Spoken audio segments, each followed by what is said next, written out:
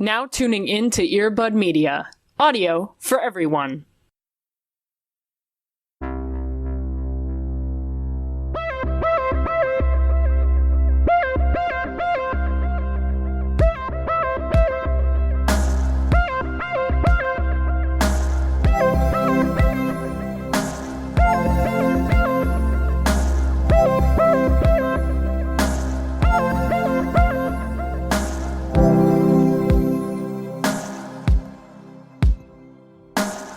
Coming in hot there. Yeah. I don't know how to come in any other way. Oh my god. I never learned. Let's just start over, honestly. Actually, delete the whole podcast. All of it. It's all been a farce, actually. Yeah. I know that it seemed real, but it was actually all for clout. Yeah, this was a social experiment. Yeah. And you got, so... Yep. It was actually all for the money. We've been leading you all here just to tell you that thank you for providing us for this long. And now we're just gonna go and say goodbye. Yeah. What an exceptionally long and inconvenient bit that would be. Yeah. Yeah, if only we could make it as quick as the Jana controversy, you know? Just 2 months in and out, do our fake cloutrimony, and then just, like, dip real quick. Cloutrimony. That's what they called it. That's beautiful. Yeah. That's inspiring, actually. Truly. Wow. Yeah. Just getting fake married in, like, 106-degree heat. Hell yeah. Yep. Just send your, like, e-invitation via Instagram DM 4 days before the wedding. Here's the thing, though. They got so much money, you can get married inside. You could, with AC. That's too hot. You could, but they didn't. I wouldn't get real married in that heat, let alone fake Oh, married. yeah. There's no fucking way. No. If the person I was gonna be married to was like, hey... so it's gonna be real hot, and I'm dead set on a outdoor wedding, I would leave them. Yeah, there's no one I would love enough to get outdoor married. No. Outdoor married? What the I'm gonna get married to the grass. Like the trees. There's no way. The moon. There's no way. I will only get married inside. Because, yeah, there's no way. Hi. I know how to, like, bake my face, but also I hate the outdoors. And I also have a body that has grown up in the Pacific Northwest. 80 is, like, too much. So, bye. Yeah. Yep. Yeah. Agreed. Welcome to Into the Twilight, where I can't handle the heat, and also haters, you can, like, back off. So. Back off, haters. Fucking. And if you want to fight me. Oh my god. So, welcome. Good lord. What a weird introduction. Leo season brings out a weird side of me, I'll be honest. Cody, how the hell are you doing? I'm okay. I'm in the old closet stewed today. Ooh. Which is a different change of pace. Bringing it way back. 'Cause I have a closet that I can record in. So we're here. Yeah.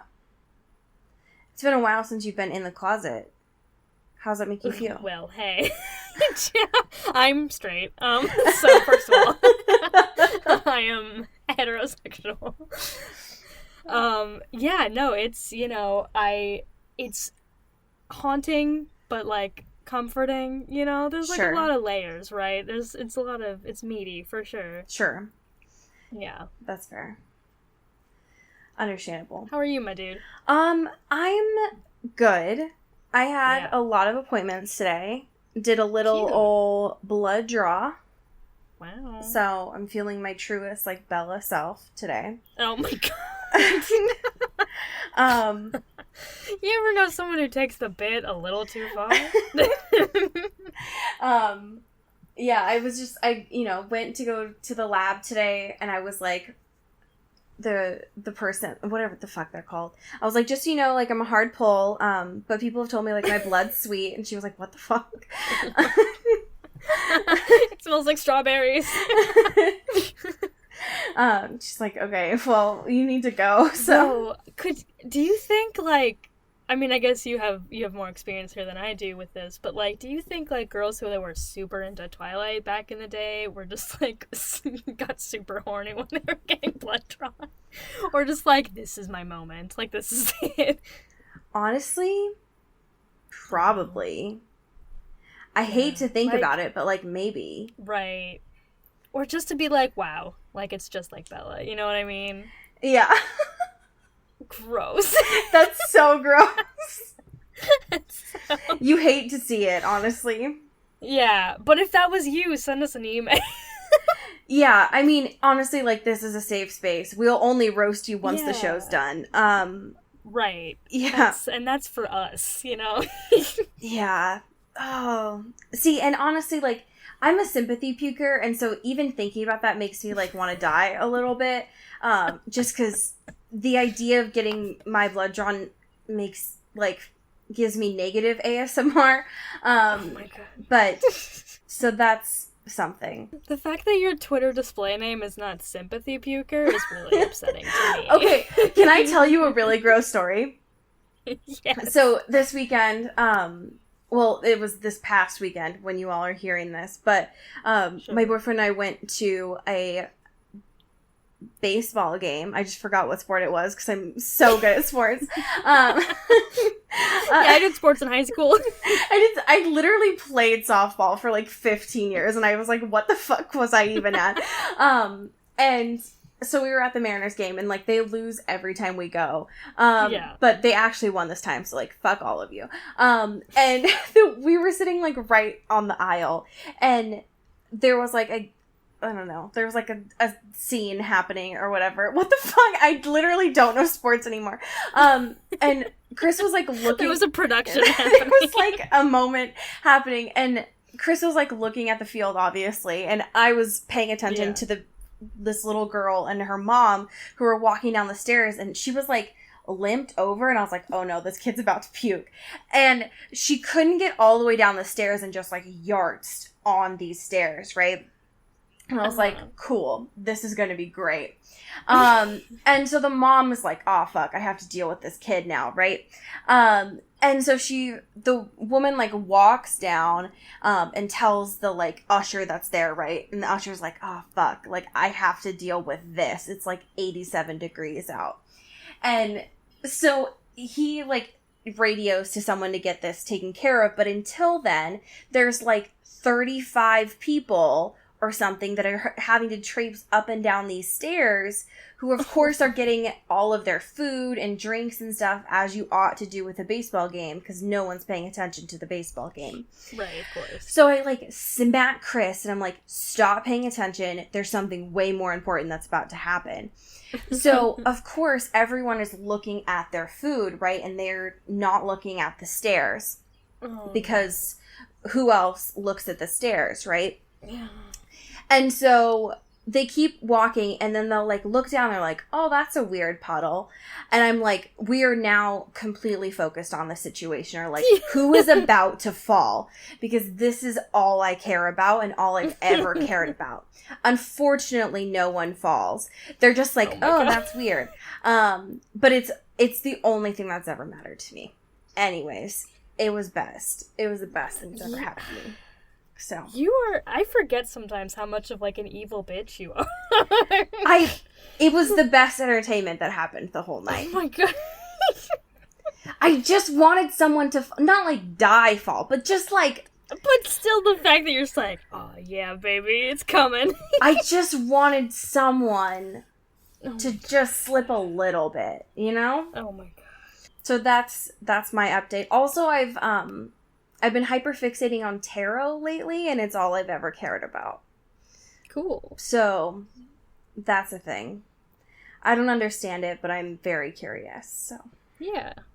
God, we gotta get fucking Jude back then. Shit. I know! I know, I'm, like, waiting to get paid, and so I'm just like, tell me literally all of my life secrets. Yeah, no, that's fair. Yeah. We got a dense fucking news week. I know. This week. this past Friday, when you all are listening to this, is the 11th anniversary of Breaking Dawn, so I feel old as fuck. Gross. Very gross. Yeah, so that was my summer reading going into high school. Oh my god. Definitely did not influence literally every decision that I made throughout my high school career. Yeah. So that's great. Yeah. Very great. Well, you know, you live and you learn. Yeah. Okay, we have the most to talk about. I don't even know where to start. God, I don't either. I mean, I think we should just get the biggest thing out of the way. Great, let's do it. Case 2 was on the cover of Vanity Fair. And it's all I've ever cared about. And it's beautiful. This is not her first time on the cover, I'll say that. No, but it's so good.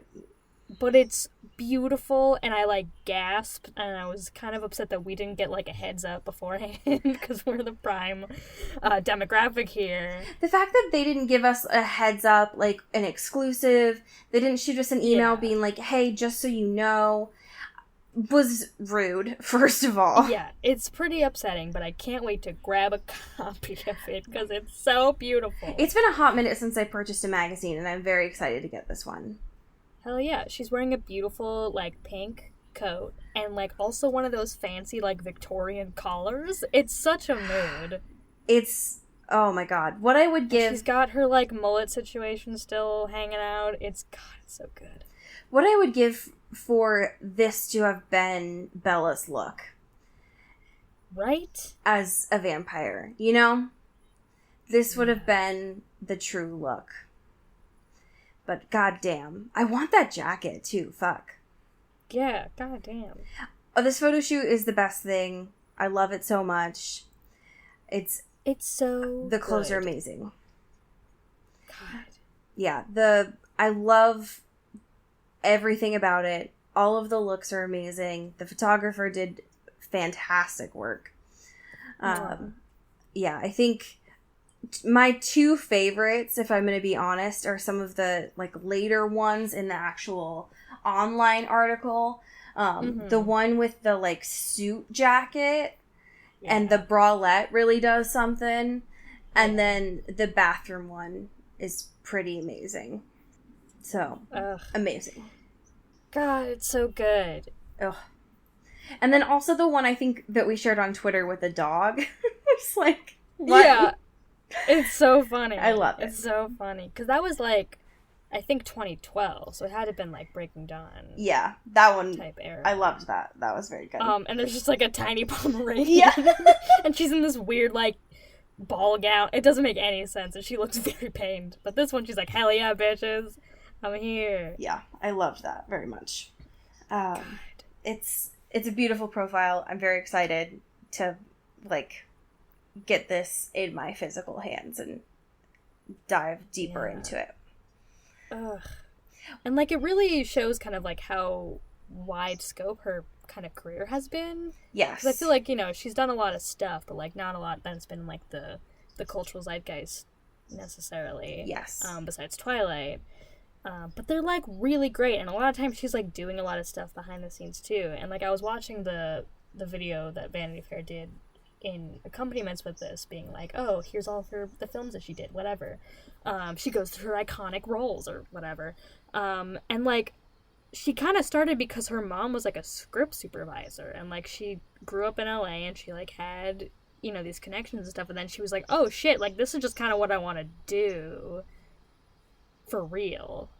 I love that. And now she like gets to do that and do weird stuff. Yeah, I love that, because I think when I think about Keistu and her work, I think about like very young Keistu, like Panic Room, and then I think about like sprinkled in of like Adventureland, and then like Speak, but there's like that gap there where it's like I know she did stuff, but I don't remember a lot of it, and so it was nice to actually like hear from her what is memorable. Yeah. Plus, it's just nice to see someone ask valuable questions. I don't know. Sometimes I feel like some of the stuff that I see get pulled into our Google alerts is stuff that, I don't know, it just feels a surface level, and so it's nice to have stuff where it feels like people have done research on her and are asking questions that dig a little bit deeper. That's what she deserves. Yes. Yeah, it's nice to see that people value her craft, for sure. Yeah. Which is nice. Ugh.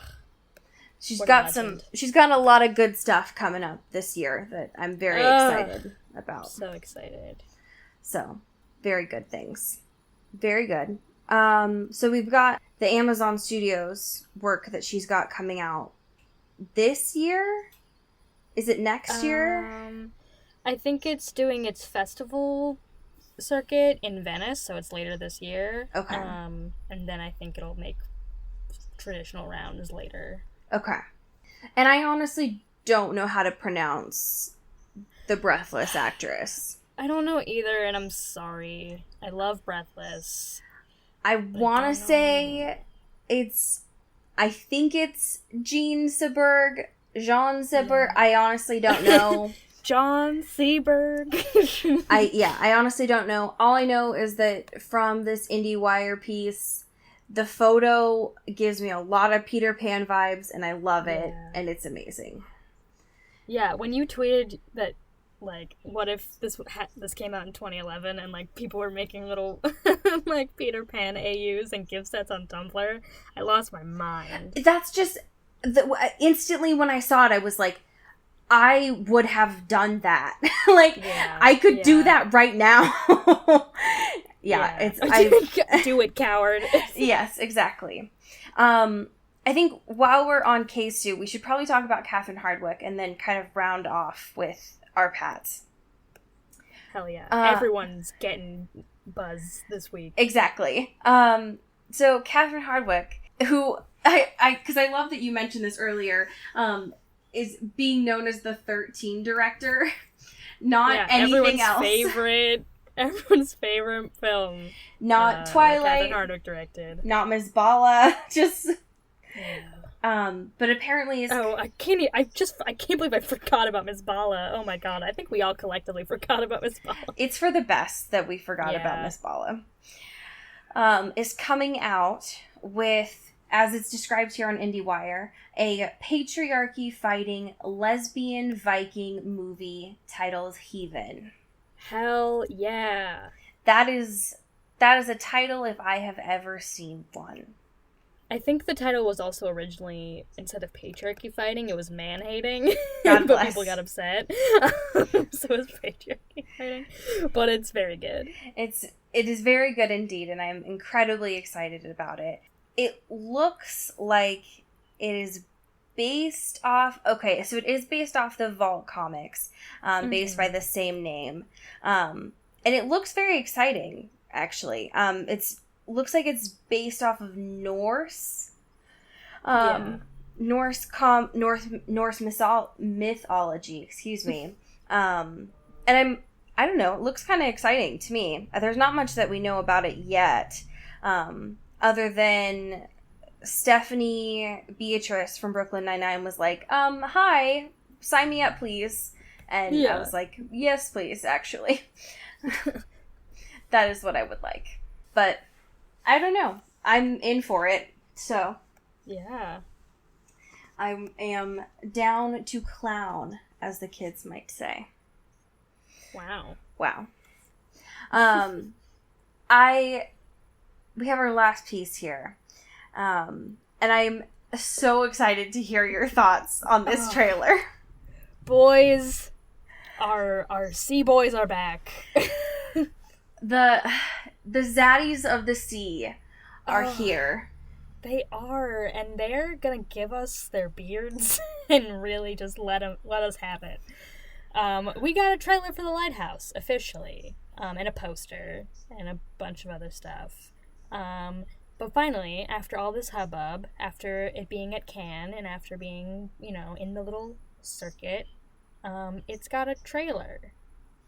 Holy shit. It's great. It looks super weird, and I'm excited. And there's a lot of beards. There are and a lot of beards. thick accents that I love dearly. and just some hot fucking sea dads. I'm very intrigued. Did you see The Witch? Yes, I saw The Witch. Okay. Does this give off similar vibes? Sort of, yeah. Okay. Like, I think Eggers in general is kind of a little spooky and a little weird, a little non-traditional. But yeah, I think they have similar vibes. Okay. I did not see that one, and so but I saw a lot of people comparing the two, so. Yeah. The Witch. The The Witch. The Witch, as I like to call it. Yeah, I am very intrigued. I do love a good lighthouse film, I will say.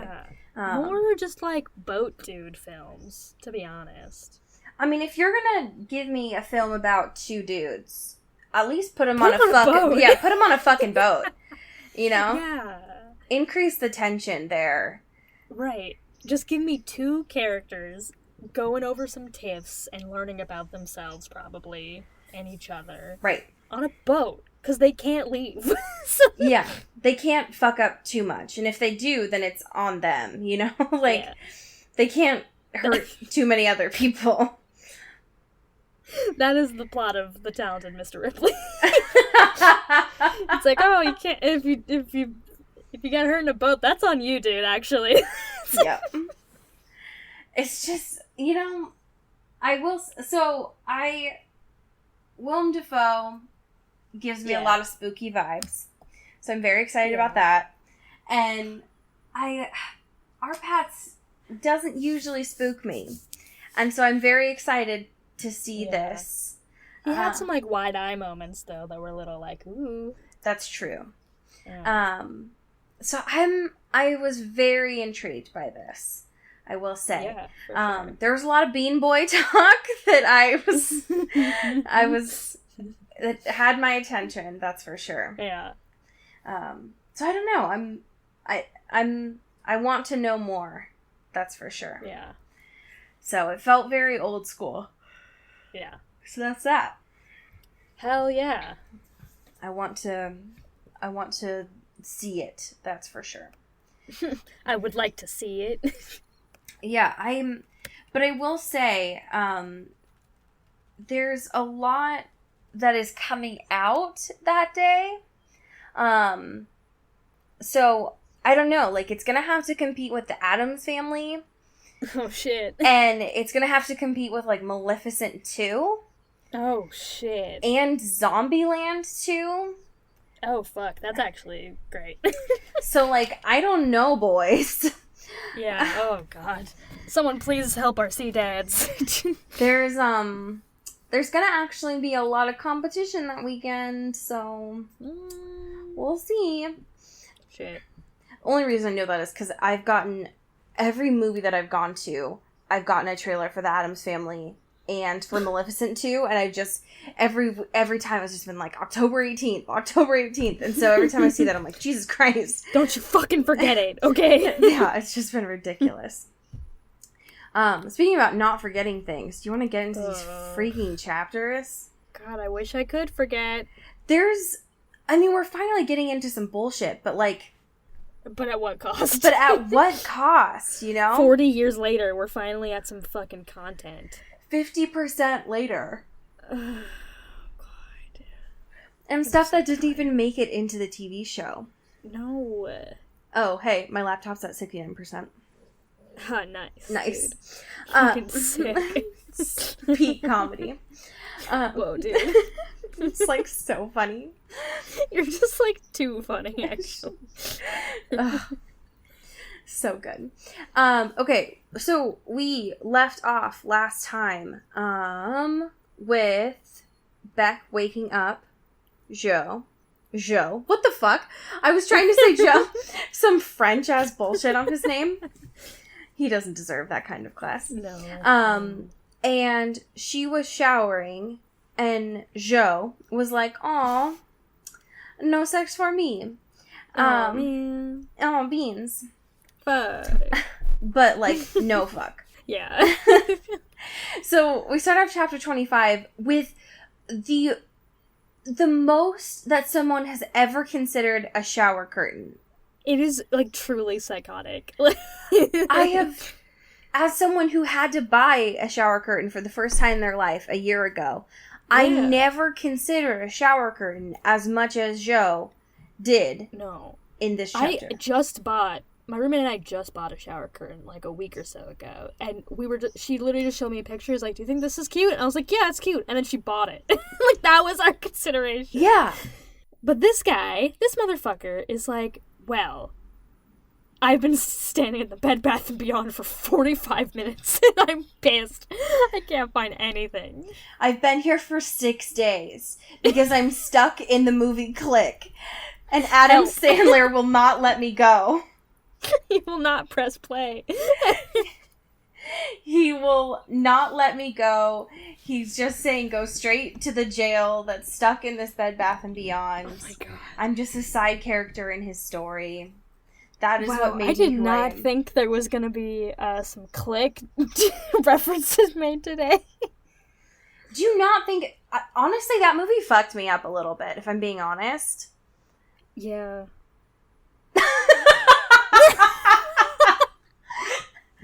I feel like that's... Listen, I watched it once, I DVR'd it, and I was like, okay, Adam Sandler, this is gonna be funny. Fellas, spoiler alert, it's a sad movie. It is! And I was also like, is this, like, over 2 hours long? This is fucked up. I just feel like I never expected to see Adam Sandler cry. Yeah. And when he did it, I think something broke inside me. It's like, I was just not prepared. I expected Adam Sandler to be like me and, like, emotionally detached, and when I saw him break down, I was like, I don't understand. Sorry, Dude, I thought we were one and the same, and then you... What? You and me? I thought we had... Yeah, you were like... that dude, like Little Nicky or whatever, right? Like, I don't understand. Like 50 First Dates anyway, or whatever. Joe is paused in the Matrix or something. Oh, yeah. So anyways, fucking Adam Sandler kept, like, rewinding time, and Joe was, like, there just, like, debating fucking shower curtains. To be fair, like, his concern, albeit a lot, is valid.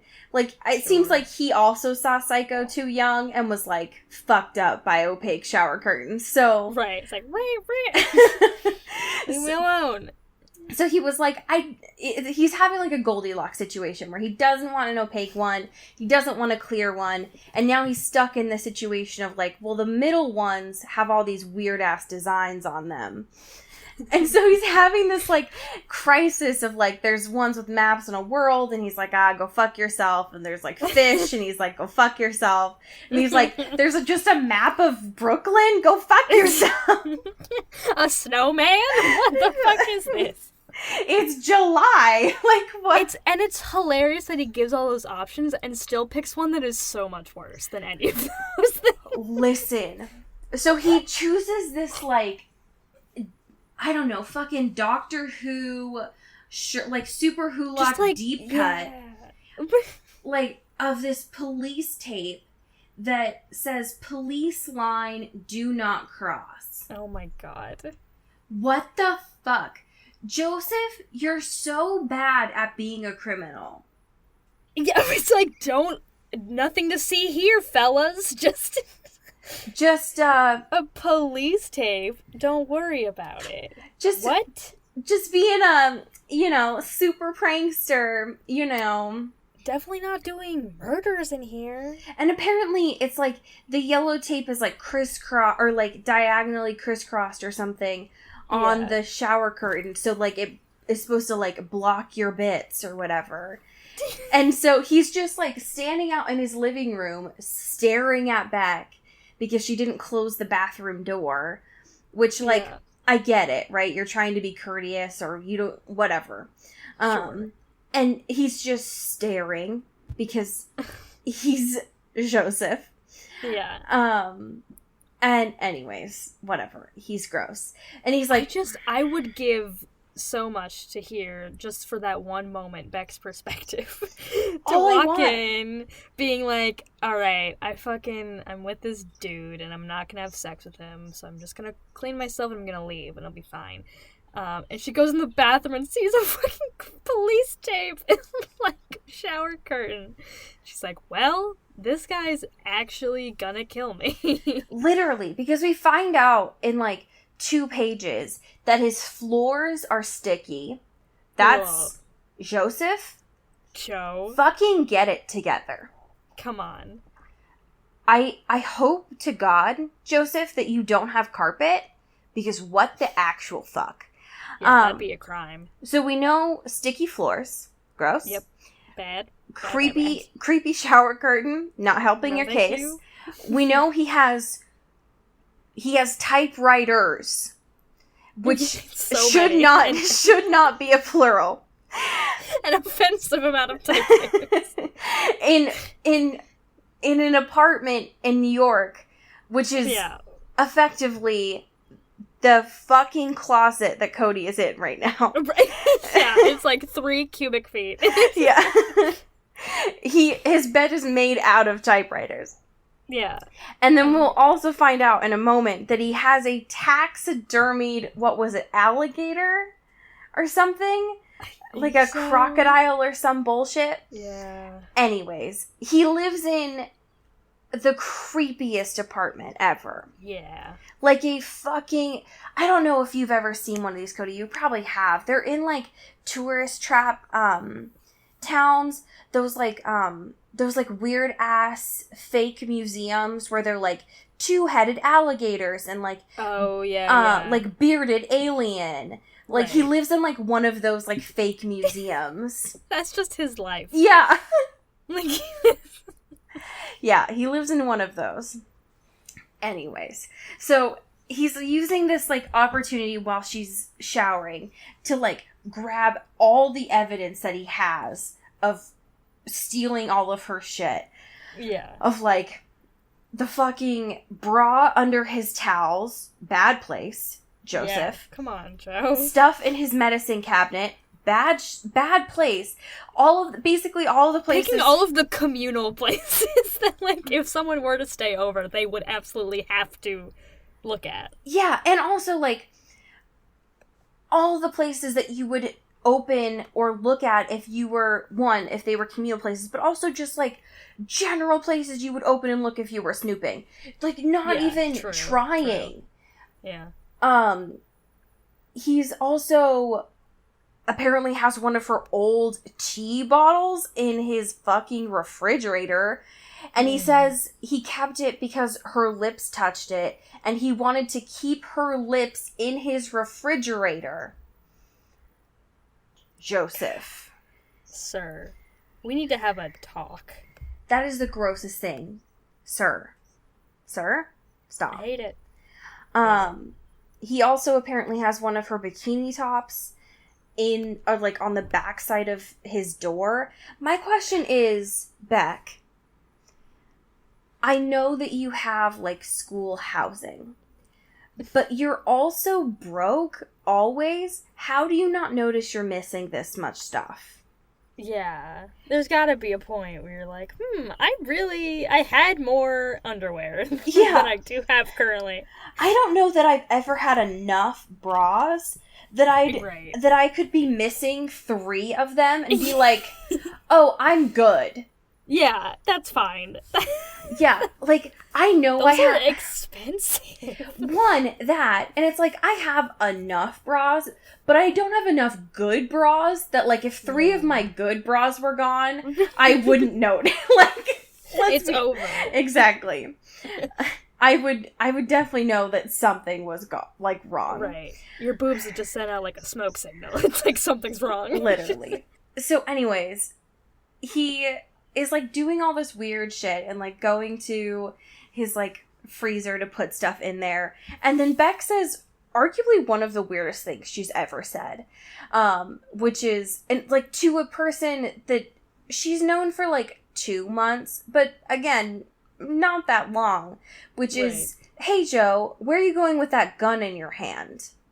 So, a little aggressive. Just a little bit much. Off the jump, you know? Yeah. So, she has a towel, so she found one of those. But, like, again, you're in this dude's house for the first time. Yep. Okay, so she's like moving around again, floors sticky and dirty, asking too many questions, and this is where he says, "And you're picking up my taxidermy miniature alligator head." And it's just like, sir, why are you saying that like it's normal? Everyone has that. Yeah. And that's not even the most normal thing to taxidermy, if taxidermy was normal. Like, that's... Yeah. And this is the part where Beck, like, is like, cool, gonna go, like, scrub my whole body again, and then got school, gonna dip. And... Suddenly that shower was worthless. Totally worthless. Exactly. And Joe is all like, and you're all like clean, and I have sleep in my eyes, and I have no coffee and no eggs to make for you, and you're all of a sudden gone, and the only thing that I can do is sit in the wet tub and breathe you in. And it's like, Joseph, boundaries, bud. Yeah. You're too much all the time. So, there's that. Love that. Of course, he goes into work and he's like pissed off, and he gets to take all that wrath out on Curtis, which I think he'd already planned on firing him because the fact that he gave Joe's address to Beck. Yeah. But this scene is so wild because Joe's planning on firing him, and Curtis, of course, is like having a fit about it. Because he needs that money for drugs and, like, Netflix, probably. Right, sure. And then, like, I think he's, like, young. I don't remember if they said his age, but he's pretty young. Yeah. And so this woman comes in, and, of course, Curtis, like, turns on all of the things that Joe wanted him to do from the get-go. And so he's trying to be a great serviceman and being his job. And it's just, Joe's like fuming, right? Because it's like, it doesn't matter for him, apparently. And by the end of this, he's like, well, you're fired anyway, so it doesn't even matter. And this customer isn't even going to use the books that you sold to her. The thing at the end that I found was weird is Joe ends up saying to Beck in his voice, like, let it be known that I only punched him once and not in the face. And it's like, what? Like, what? Hey, Joe! What are you talking about? What does that mean? Yeah. Like, when did that even happen? I have so many questions. Yeah, I punched him in the calf. I punched him in the ear and he passed out. Like, what are you talking about? And I killed him. Yeah. With one punch. Yeah. Oh my god, Joe is One Punch Man. Holy shit. Honestly, that makes so much sense. Fuck. Chapter 26, I think, is where it starts to simultaneously deviate the most from the show and then start to creep back into the show a little bit. So it starts talking about, like, after the sleepover, Beck is starting to ask Joe to do more errands with her, which again is just Beck at this point. It's so powerful. I honestly love it. I hope she never fucks him throughout the whole course of this book. Me too. She's like, I just want to go to Target and Trader Joe's. I just need someone laundry to carry stuff for me. Yeah, it's great. Oh my gosh. Yeah, and Joe's all pissed because he's, of course, horny. He's like, my dick hurts, Beck. Where's my holiday? And it's like, I don't... He's so gross. So they're on their way to Macy's in New York, close to Christmas, which sounds like actual hell. So I honestly, Joe, I get it, but still. Because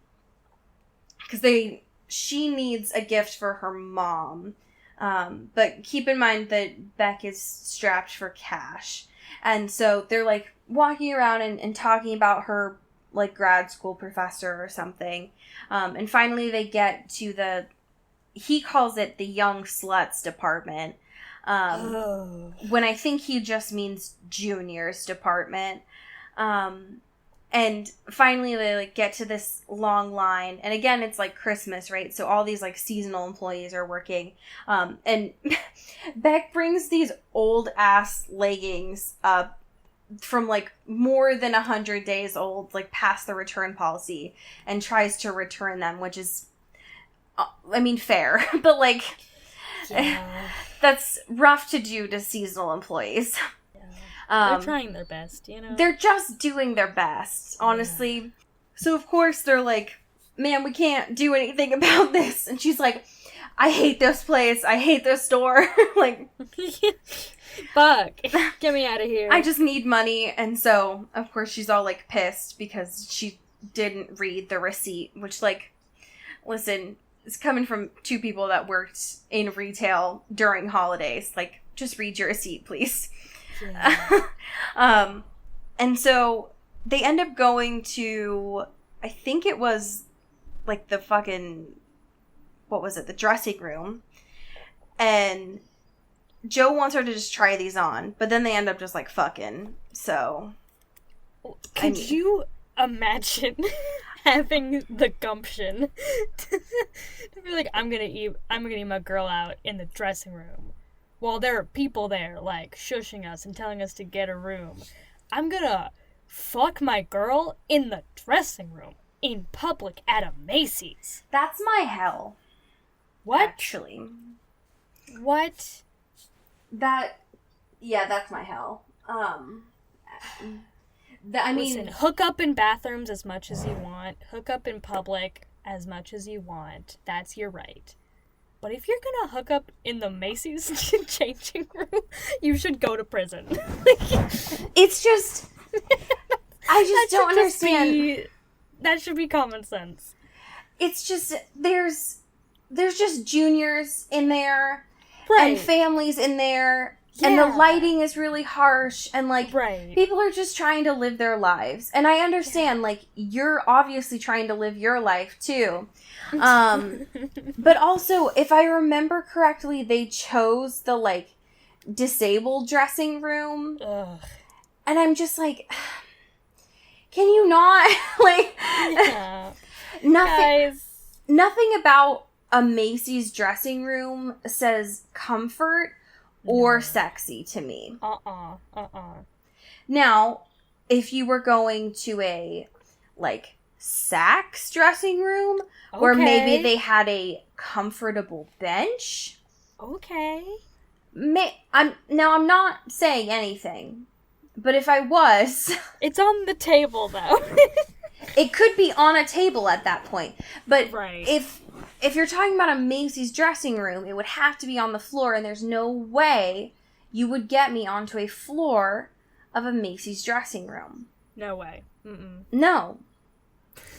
No! And that's how low the bar is. Yeah. Folks. And there's nothing that, as someone who frequented a Macy's when I was in middle school and in high school, because that's what bougie was to me then, I think nothing would have been more giggle-inducing and also more haunting than me trying to squeeze my ass into jeans and hearing someone, like, because I think he'd said that Beck, like, screamed when she orgasmed.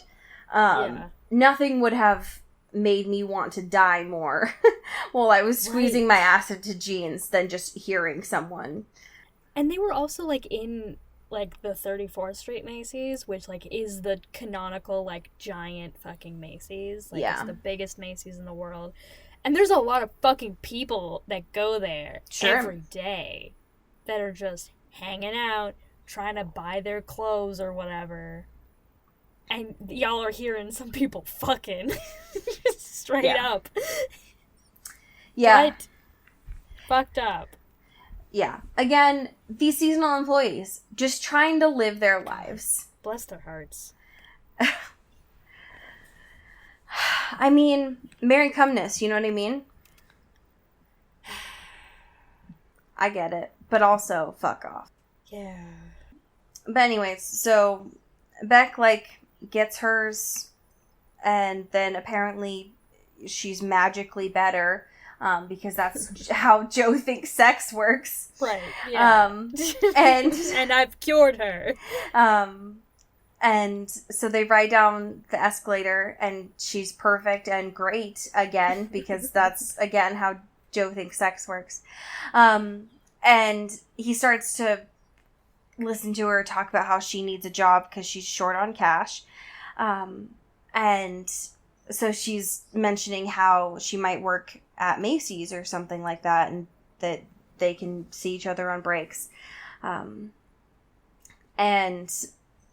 while they're doing that, they're looking at these like hats that look like Catcher in the Rye, and that she's gonna get one for Joe for Christmas. And then he's like, come work at the bookshop, because that isn't crossing any boundaries. So she's like, oh my god, Joe, that'll be great. But then later in the day, we finally get to meet Ethan. And it's been so long, but we get to meet Ethan. So that's great. Finally. All of this was not for naught. Correct. So he's described as being friendly as a puppy. And that he's like a walking exclamation point, which I love. Oh, yes. So that's very good. And while that's happening, there's like an interview with him, and Joe's also reading Beck and Peach's email correspondence, where Peach is like, hey, you shouldn't work with Joe because that's a cross of boundaries. And so even though Peach is like obsessed with Beck, she's actually like making some sense, right. Which is for the best. And so Joe asks like Ethan's favorite books, and so he's talking about like Lord of the Rings and American Psycho, and he's being incredibly enthusiastic about everything, and Joe is like so infuriated about everything. Like, literally, I hate the concept that you exist as a person. Yeah. And so finally he asks like, so can you work weekends? And he's like, of course I can. I can work anytime. Literally, Joe, for you, anything. Yeah. Anytime. Whatever shift you want. Yeah, in the book, he reminds me of like a Minkus. He's just like so down to clown, like ready to do really anything. Great. I love it. And Joe finally emails Beck and is like, so how about work starting tomorrow? And she's like, yeah, totes. And so he does remind her like that he lets her know anyways about Ethan, and like letting her know that he got another person so that hopefully they can have some time off and things like that. And so there's some of that communication, and then he finally, like, while he's chatting with her, somehow Beck brings up Blythe as like they are complete opposites from Blythe and Ethan, and she's like, oh, we should totally set them up. And such an unnatural transition. I agree. Like, it's so out of nowhere. We haven't talked about Blythe in so many chapters, and if then, it has been very minimal. Yeah. She's all like, he's just like, here's this cool new coworker I got. He fucking sucks and is a loser. And she's like, now that you mention it, yeah, what if you dated Blythe? Somehow she's all like, he's like the anti-Blythe. She crosses out exclamation points in everyone's stories. And it's just like, okay. Cool. And he went and like chewed out Curtis for giving out his address. But then he gives Beck Ethan's phone number so that she can pass it on. Bitch. Honestly. Fake bitch. So that's how this chapter ends. Ugh. So next week, hopefully we find out some more information about about Blythe and Ethan in chapters 27 and 28. Hell yeah, brother. Hell yeah. Maybe we'll see.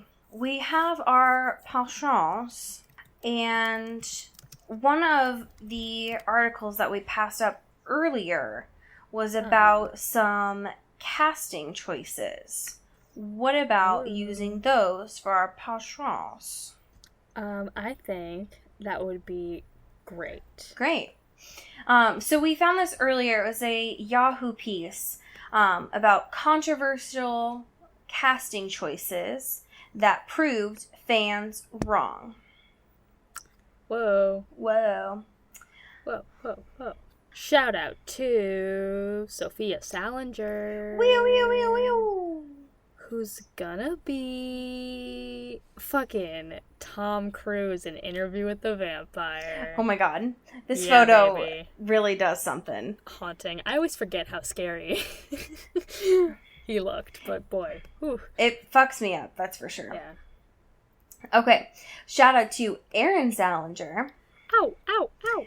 who's gonna be Ow. Robert Downey Jr. in Sherlock Holmes. Hell yeah. Shout out to Alex Blythe. Wee, wee, wee. Who's gonna be Heath Ledger, R.I.P. Oh, as the Joker. so good. Yeah. All right. Shout out to Taylor Brown, Town Lautner. Braver than the Marines. Truly. Thank our troops. I think our one troop. Our one troop. Who's gonna be Daniel Craig as James Bond. Hell yeah. Shout out to Katie Weber. Pew, pew, pew, pew. Who's gonna be, obviously, our Pats as Edward Cullen. Can't imagine anyone else. Duh. All right. Shout out to Simon Steele. Yes. Shout out to our other troop. Aw. Our one troop. The two guns to save the world. Who's gonna be Renee Zellweger as Bridget Jones. Hell yeah. This photo is sending me. It's truly chaotic. Honestly, me at every sleepover. Just your legs propped up. documenting everything so I'll never Yeah. forget it. Right. Because I didn't have Twitter back then. Yeah. Wow. And the fucking the white wine was just like sparkling cider. Yeah, no, of course. Oh my gosh. Okay, so I have a fan fiction Uh-oh. for us this week, and it was sent to us by half of our one troop, Taylor Brown Town Lautner. What if it was fucking Simon Steele? Just like really Honestly, Just I would combust. Me too. It was just an email, like a fucking cease and desist. He's just like, stop, please. I don't think Simon has ever like interacted with us besides giving us money. I feel like And he's it's powerful, but I'm also frightened by it. I feel like he's liked 2 of our tweets in the past my like God. 3 years, and each time I'm like, okay. And I feel like they're warning tweets, like we're stepping out of line. It's like you're on thin fucking ice tonight. Okay. So Taylor sent us this. It was it's from the Twilight and Glee crossover section. Oh, It was published in on October 15th of 2013. And I want you to keep note of that date. Okay. Specifically the year. yeah. Uh-huh. And this is from Mrs. India Cullen. And I want you to keep note of that date because we might need to change the name of our podcast because the title of this is Into the Twilight. What? I know. What the fuck? What the fuck is right? I'm so pissed. Ah. And the description of this is what happens when Renesmee starts McKinley. Disclaimer, I do not own Twilight, Glee, or any of the songs used in this fanfiction. Alright. Chapter 1, First Day at McKinley, Renesmee's point of view. My first day at high school, again, another year of being a misfit with no friends. My mom says that it might be different, but I've been to 59 high schools already. I know how it goes. Bye, honey, Mom said, hugging me, the only way that moms can. Just as I suspected, as soon as I walked in, I heard 2 girls in cheerleader uniforms whispering, "Look, what a geek." Next thing I knew, I got a face full of slushy and was knocked to the ground. And as if that wasn't bad enough, some of it fell into my mouth, forcing me to throw up. I was just about on my feet when a girl who looked around 16 came over and said, "Hi, let me help you. I'm Rachel, by the way." Hey, thanks. I'm Renesmee, I replied, as I followed her to the bathroom. No problem. I know what you're going through. Those Cheerios and chalks can be horrible. Anyway, can you sing? Not really, but I'll try. With that said, I sung Roar by Katy Perry. Oh my god, you should join New Directions. We're holding auditions tomorrow after school, and I know you'll get in. You could really help us, she babbled excitedly. End scene. Wow. Wow, is right. Oh my gosh, I can't believe we have to, like, turn over our podcast to the authorities. Yeah, Mrs. Cullen, I know that I don't think you've written anything...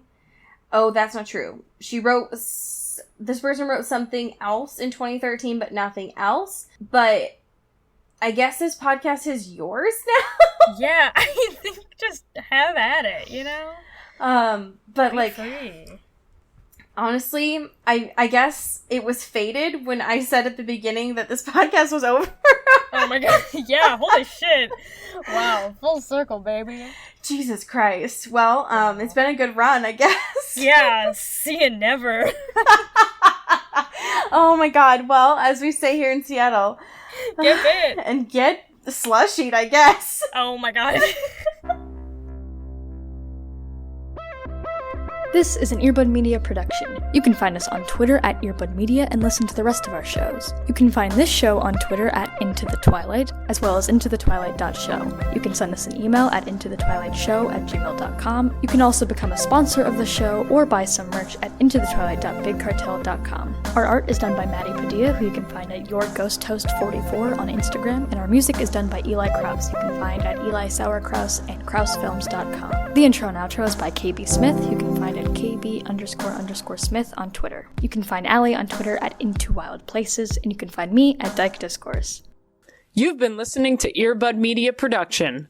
Earbud Media. Audio for everyone.